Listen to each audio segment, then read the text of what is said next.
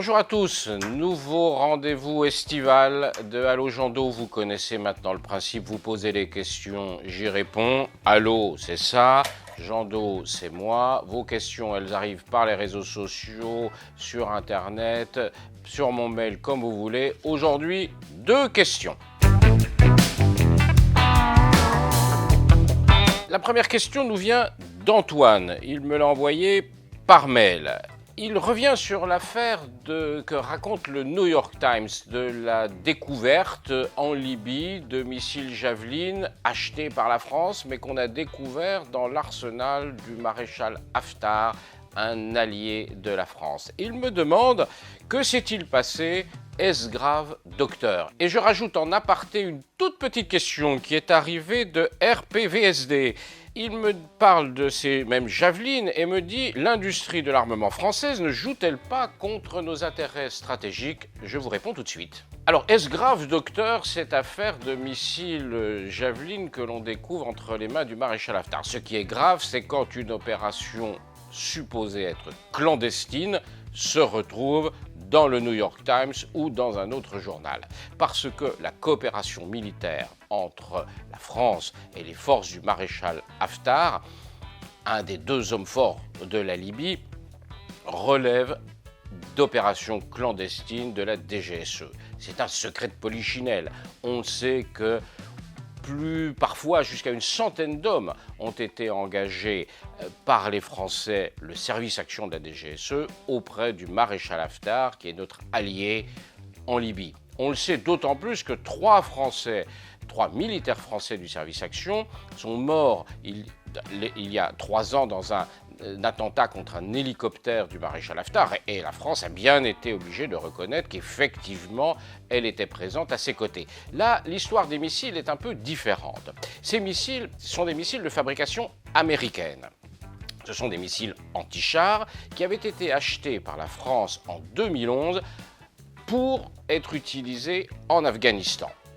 Puis ces missiles sont revenus en France, une partie d'entre eux a été récupérée par le service action de la DGSE et transférée d'une manière assez peu publique en Libye. Ces missiles ont été mis hors d'usage. Ils étaient donc stockés dans un endroit qui était destiné à ensuite permettre leur destruction.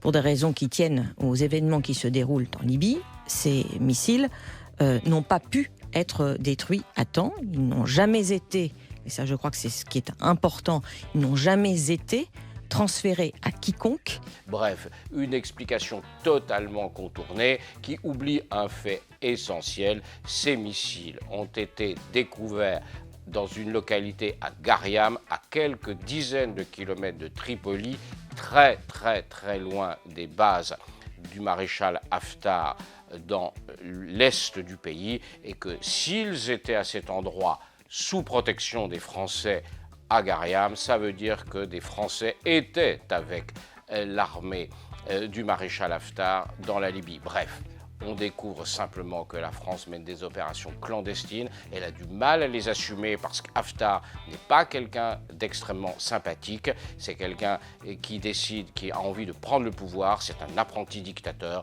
On le soutient, mais les opérations clandestines ont vocation à le rester tant qu'elles ne se retrouvent pas à la une du New York Times ou commentées par l'opinion. Deuxième question totalement différente de Gaël de Kersao, qui est arrivé sur Twitter, #AlloJando. Ça concerne le défilé du 14 juillet qui a lieu ce dimanche.